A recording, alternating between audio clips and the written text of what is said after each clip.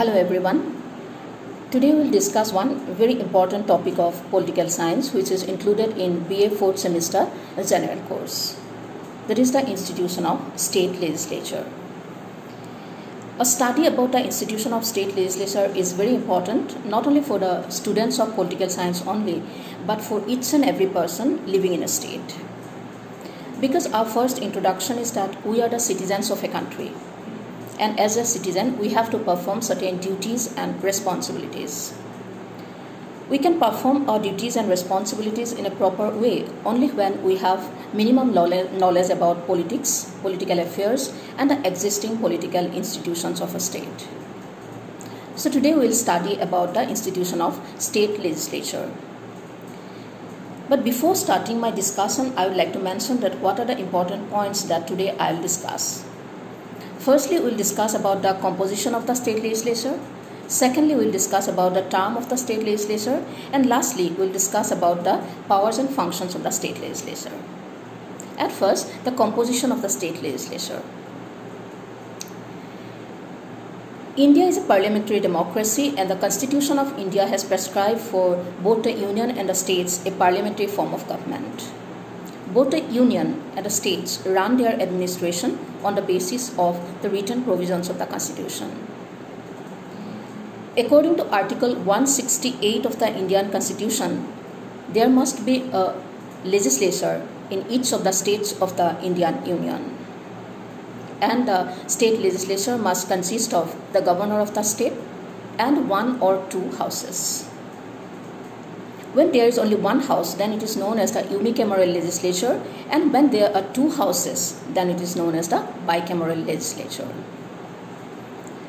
But at present, only in 6 states in India there are bicameral legislatures. Those states are UP, Bihar, Karnataka, Maharashtra, Telangana, and Andhra Pradesh. And rest of the states in India have unicameral legislature. The state legislature of Assam is also a unicameral one. Thus, when there are two houses in the state legislature, then the upper house is called the Legislative Council and the lower house is called the Legislative Assembly.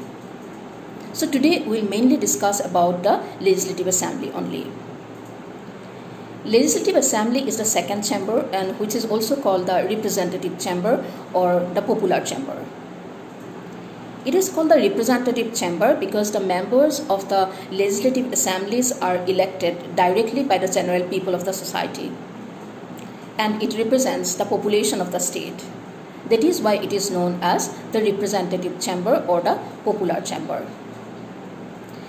Regarding the election of the members of the legislative assembly, the principle of one man, one constituency or one representative and one constituency is followed. That means one candidate is elected from one constituency. And for every 75,000 people, a constituency is formed. According to the Constitution of India, there should not be less than 60 members in the state legislative assembly and it should not be more than 500 members.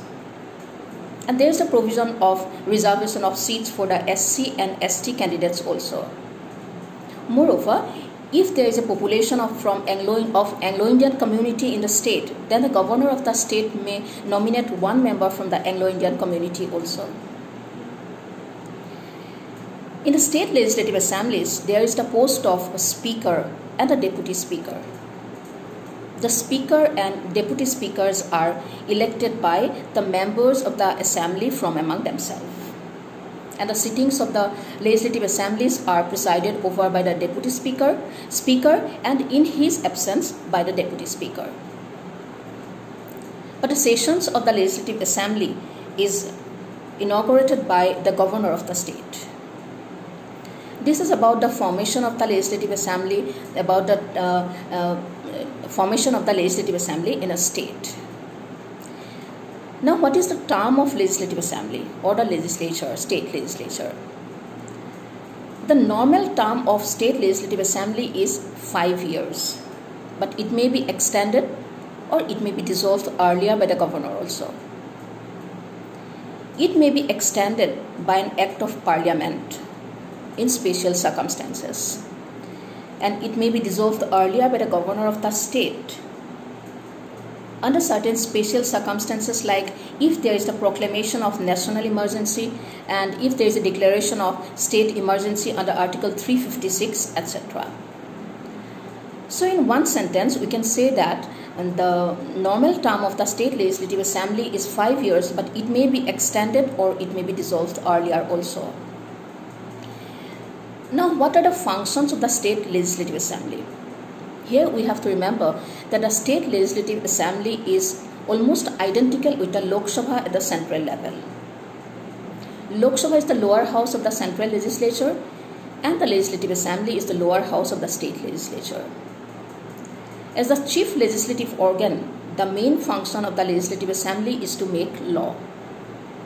Making law is the first important function of the Legislative Assemblies. Any bill must be passed by the Legislative Assembly to become a law. The second important function of the Legislative Assembly is to control the executive. Here again we have to remember that the governor of a state is only a nominal head. The real executive is the Council of Ministers headed by the Chief Minister. And the Council of Ministers collectively is responsible to the State Legislative Assembly. The members of the Legislative Assembly may ask questions to the ministers directly or to the ministry as a whole. And even the Legislative Assembly may pass a vote of no confidence also. Thus, it controls the real executive in a state.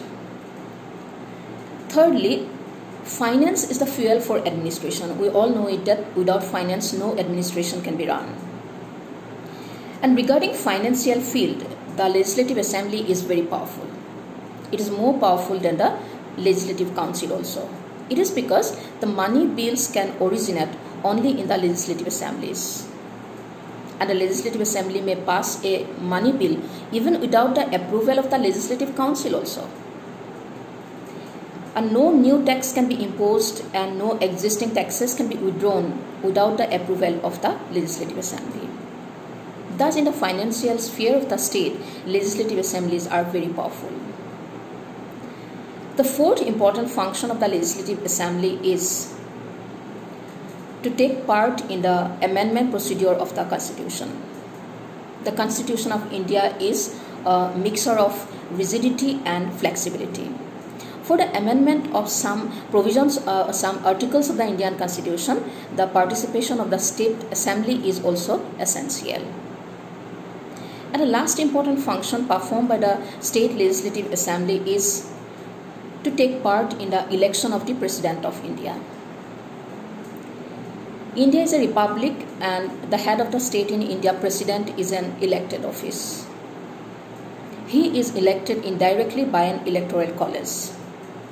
And the members of the state legislative assemblies are the members of the electoral college.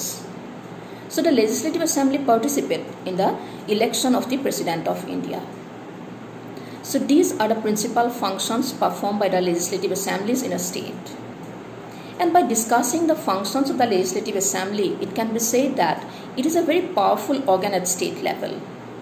In the administration of the state, it performs some important functions. And actually the hopes and aspirations of the people of a state is represented by the State Legislative Assembly. It is materialized by the Legislative Assembly. So it is a very important institution in the administration of the state. It is the chief legislative organ of the state government.